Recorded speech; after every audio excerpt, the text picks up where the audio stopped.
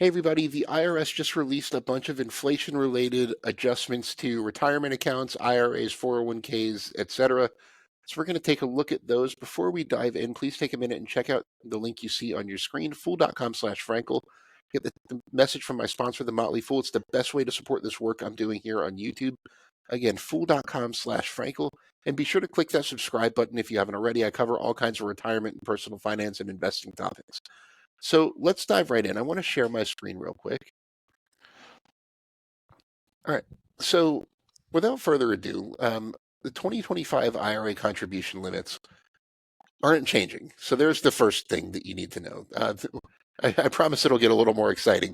But for 2025, the IRA contribution limit that applies to both traditional and Roth IRAs remains the same as it is in 2024 at $7,000 per year, or for the year. And there's a $1,000 catch-up allowance if you're 50 or older. So that's defined, by the way, as if you're turning 50 during the year. So if you're turning 50 during 2025, you can use the catch-up allowance. Now, the reason the $7,000 figure stayed the same is because there wasn't that much inflation in 2024. So that's kind of a good thing. The IRS usually increases the IRA contribution limits in $500 increments.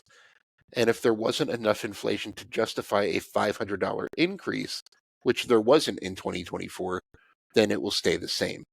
With the catch-up allowance, they are allowed to index that to inflation now. They weren't until 2024, but there just hasn't been enough inflation to justify raising that over the current level of $1,000. So maybe in 2026 that will go up, but for now that $1,000 catch-up allowance has been the same for quite some time.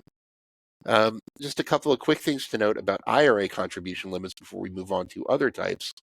So this limit is per person, not per account. If you're new at IRA investing, you might not know that. But so if you can have a traditional IRA and a Roth IRA if you qualify for both.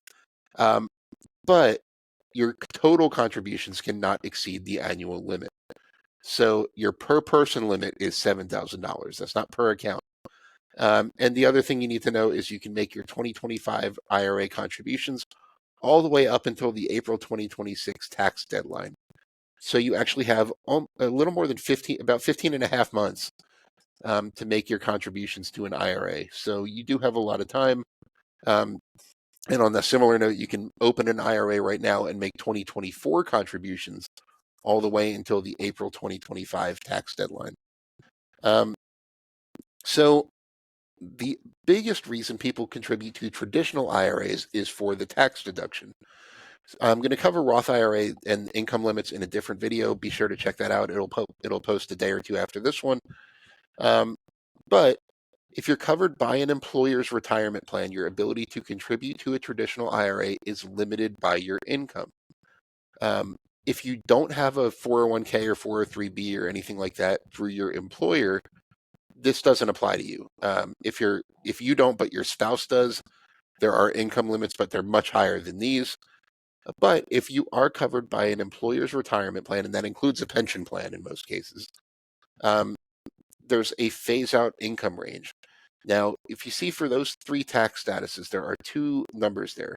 So for single, it says phase-out range is $79,000 to $89,000.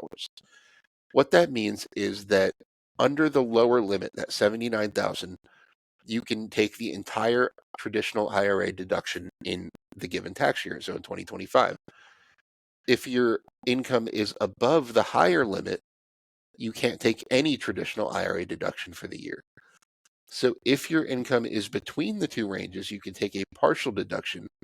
There's a worksheet on the IRS website that'll tell you exactly how much you can take. But those are adjusted gross income, so AGI figures. For single, $79,000 to $89,000. For married filing jointly, the phase-out range is $126,000 to $146,000. So if you're married and you are covered by an employer's retirement plan, that's what you'll use. If you use the head of household filing status, the single limits apply to you, by the way. And if you are married filing separately, the phase-out limit is very, very low, $0 to $10,000. That means nobody who is married filing separately can take a full traditional IRA deduction for the year. And most people, because most people who have earned income earn more than $10,000 a year. Um, Most people who file separately as a married couple cannot use the traditional IRA deduction at all. So keep that in mind if you are considering filing separately.